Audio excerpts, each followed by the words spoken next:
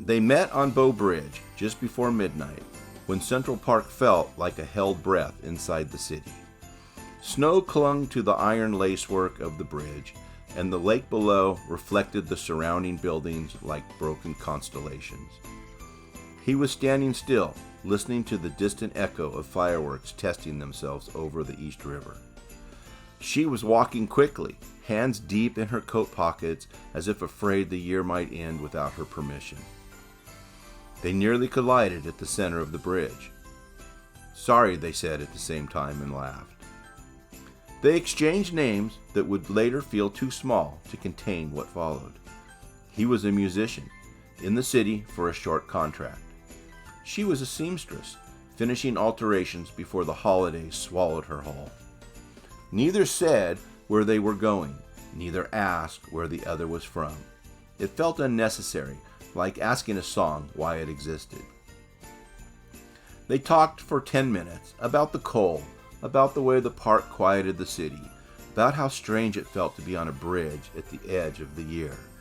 When the countdown from somewhere downtown reached 10, they stood side by side, strangers sharing borrowed anticipation.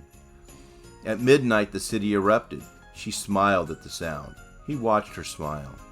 "Well," she said after the noise faded, "Happy New Year." They shook hands, formal and awkward, then surprised themselves by holding on a second too long.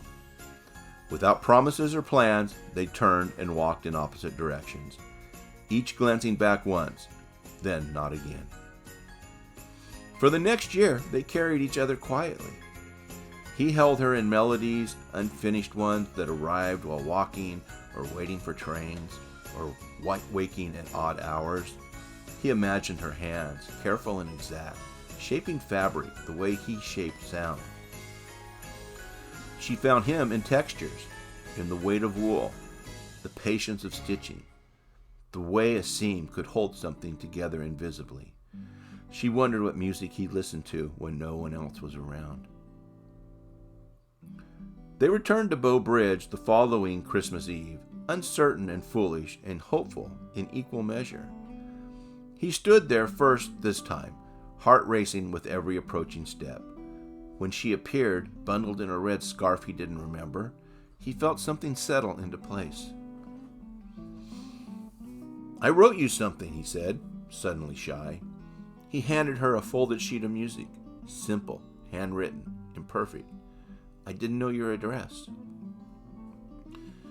She smiled and reached into her bag. "I made you something," she said, giving him a pair of gloves, dark and neatly stitched. Inside one cuff, she had sewn a small initial. They laughed, astonished by the symmetry of it, how natural it felt to exchange creations instead of explanations. They talked longer that night. Still no promises, still no plans, just an understanding, wordless and exact. They came back the next year, and the next. Every New Year's Eve, always on Bow Bridge. He brought her compositions, sometimes a short piano piece, sometimes a melody recorded on an old cassette, later on clean digital files. The music grew with them, maturing, deepening, and learning restraint. She brought him something sewn, scarves, a vest, a jacket once, always tailored to him, always lined with a private detail only he would notice. They spoke of their lives in careful portions. Jobs changed, apartments came and went, lovers appeared and disappeared without accusation. They never asked why the other never suggested more. They never asked why this was enough. Time softened their edges, hair silvered, hands steadied. On the 20th year, the snow fell thick and quiet. They stood facing each other, older, familiar, essential. "I don't write music for anyone else anymore," he said. "I don't make things for people who don't keep them," she replied. They didn't kiss. They didn't need to. The bridge held them, as it always had, suspended between what was never claimed and what was never lost.